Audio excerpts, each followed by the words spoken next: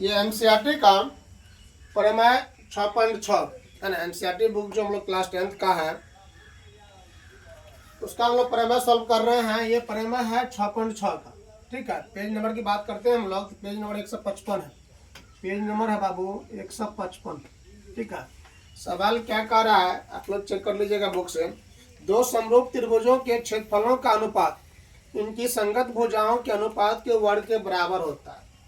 प्रमेय 6.6 कह रहा है कि दो समरूप त्रिभुजों का क्षेत्रफल जो होता है उनकी संगत भुजाओं के क्षेत्रफल का संगत भुजाओं के अनुपात के वर्ग के बराबर होता है। ठीक है, तो हल कर रहे हैं हम लोग।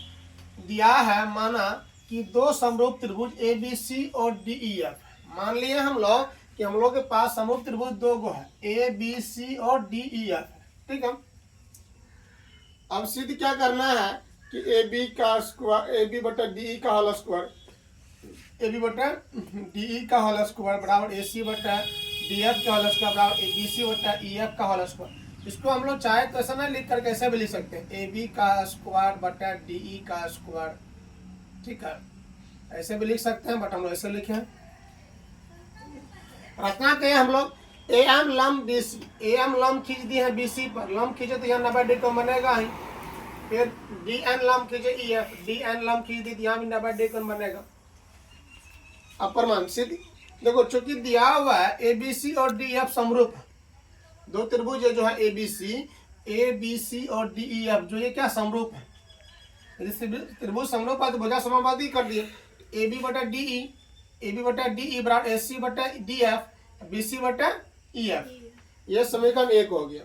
फिर देखो, चूंकि त्रिभुज ए एम बी और त्रिभुज डी एन ई में, त्रिभुज ए एम बी और त्रिभुज डी एन ई में एंगल बी बराबर एंगल ई, क्योंकि ये दोनों बराबर है। और एंगल एम बराबर एंगल एम, यहाँ भी एंगल एम 90 डिग्री का, यहाँ भी एम है 90 डिग्री कर दिए।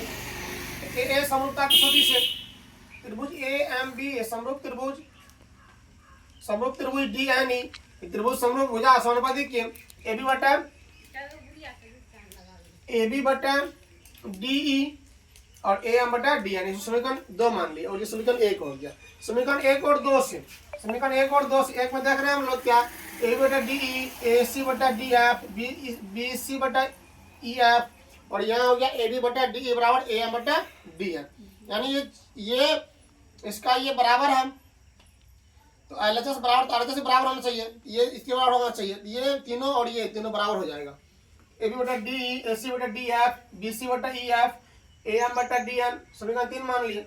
अब त्रिभुज ए बी सी का क्षेत्रफल, त्रिभुज ए बी सी का क्षेत्रफल, ये त्रिभुज ए बी सी का क्षेत्रफल बटा त्रिभुज डी ई एफ का क्षेत्रफल।